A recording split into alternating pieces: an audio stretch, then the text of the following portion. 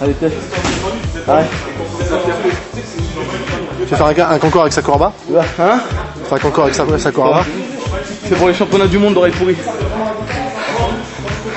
Ça va, je crois que je peux prétendre au titre? En fait, il y a deux choses. Enfin, moi, personnellement, pour montrer le combat, ce que je pense, c'est que quand un athlète est préparé, est mis en confiance par son équipe et par ses partenaires d'entraînement, par son entraîneur, il part dans de bonnes conditions. Quand il sait qu'il affronte un adversaire qui est accessible, qui prend pas un mec à 50 combats, 50 victoires, je veux dire, t'as pas de raison de ne pas être en pleine confiance. Moi, j'ai eu la chance d'avoir Murilo Bustamante dans mon coin, donc je veux dire, j'étais vraiment en totale confiance. Ensuite, tu peux partir pour ton premier combat avec un entraîneur qui te crie dessus, qui va te dire oui, attention, tu risques de te faire taper, tu peux te faire casser le nez, des choses comme ça qui mettent pas en confiance avant un combat. Je veux dire, on doit avoir que des ondes positives, que se mettre dans la tête, tu vas gagner, c'est toi le plus fort, t'es le meilleur. Donc partant de là, ça te met vraiment en confiance. Après, donc, il n'y a aucune appréhension, quoi. Tu vas au combat comme tu vas faire un match de foot, je veux dire, c'est du sport.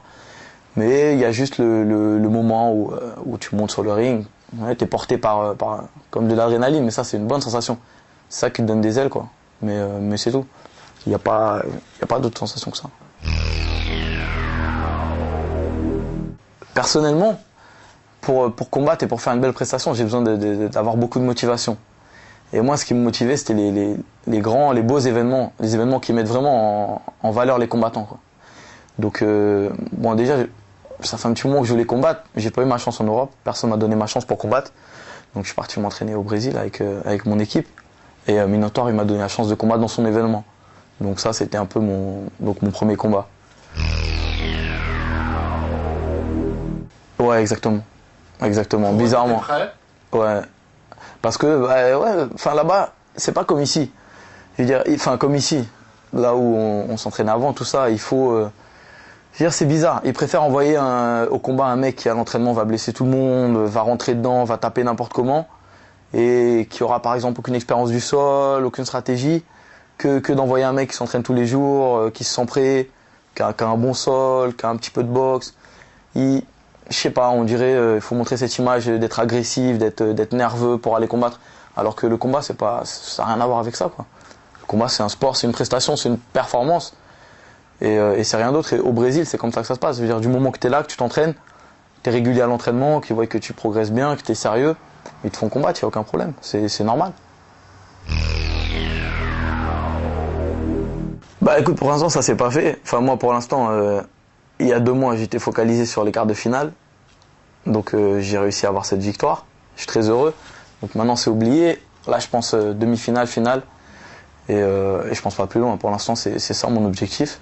Je préfère pas me mettre la pression là-dessus. Là, pour l'instant, c'est vraiment ce tournoi qui m'intéresse. Donc, je vais essayer de donner le meilleur de moi-même et de faire le possible pour gagner ces combats.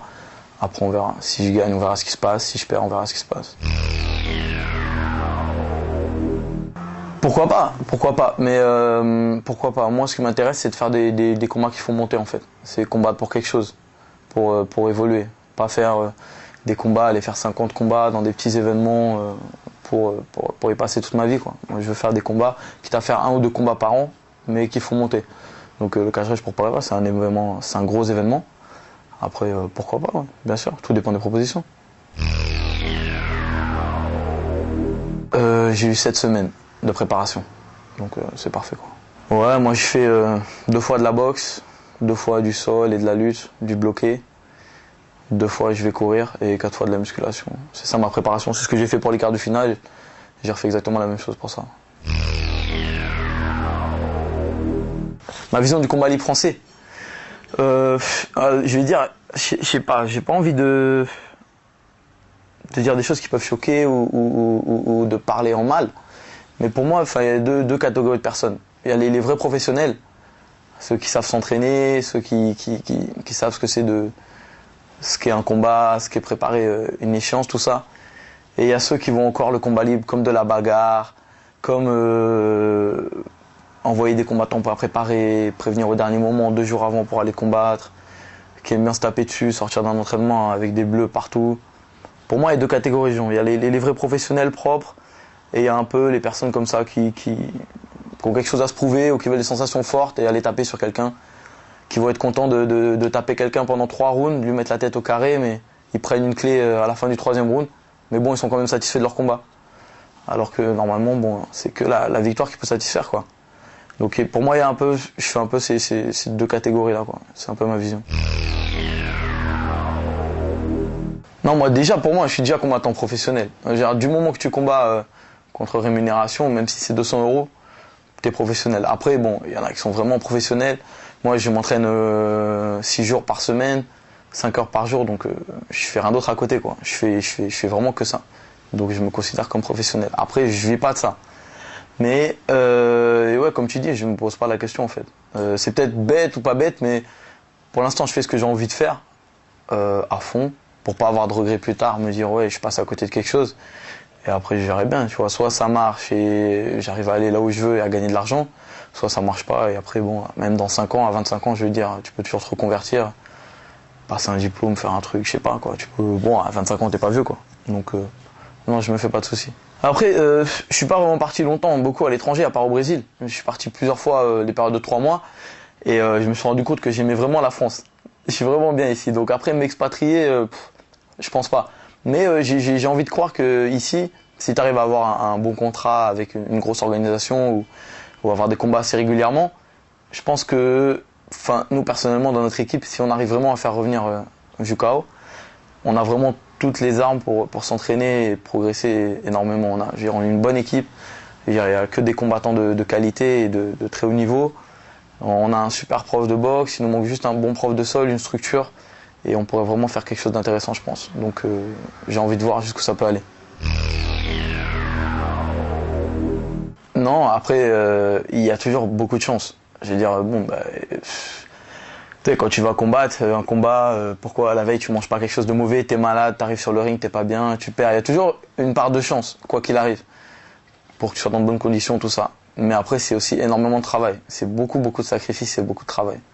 Donc c'est les deux qui vont ensemble, quoi. Mais j'ai eu la chance de te croiser, de croiser Jucao et de partir au Brésil et là-bas de rencontrer du monde et d'arriver à combattre.